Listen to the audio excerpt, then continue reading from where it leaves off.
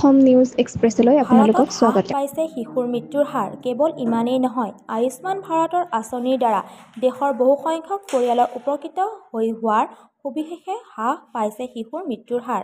অতি শেহতীয়া এই তথ্য প্ৰকাশ কৰিছে ৰাষ্ট্ৰসংঘই। ভাৰতৰ এই সাফল্যৰ বাবে ৰাষ্ট্ৰসংঘই ভাৰতক আদৰ্শ ৰাষ্ট্ৰ আখ্যা দিছে। একেদৰে ভাৰতৰ এই প্ৰচেষ্টাৰ শলাগ লৈছে ৰাষ্ট্ৰসংঘই। এই সন্দৰ্ভত ৰাষ্ট্ৰসংঘই মঙলবাৰে এক তথ্য সন্মিলন প্ৰতিবেদন প্ৰকাশ কৰিছে। প্ৰতিবেদনত শিশুৰ মৃত্যুৰ হাৰ হ্ৰাস কৰাৰ ক্ষেত্ৰত 5খন আদৰ্শ দেশৰ উদাহৰণ উল্লেখ কৰা হৈছে। সেইকেইখন হৈছে ভাৰত, নেপাল, তেলেংগানা, ঘানা আৰু বুৰুণ্ডি। প্ৰতিবেদনত উল্লেখ কৰা হৈছে যে উল্লেখিত দেশসমূহৰ প্ৰমাণ কৰিছে যে ৰাজনৈতিক ইচ্ছাশক্তি, প্ৰমাণভিত্তিক কৌশল আৰু স্থায়ী বিনিয়োগৰ সহায়ত মৃত্যুৰ হাৰ যথেষ্ট হ্ৰাস কৰিব পাৰে। উল্লেখযোগ্য যে ভাৰতৰ সন্দৰ্ভত ৰাষ্ট্ৰসংঘই কয় যে স্বাস্থ্য ব্যৱস্থাৰ বিনিয়োগৰ জৰিয়তে ভাৰত লাভৱান হৈছে।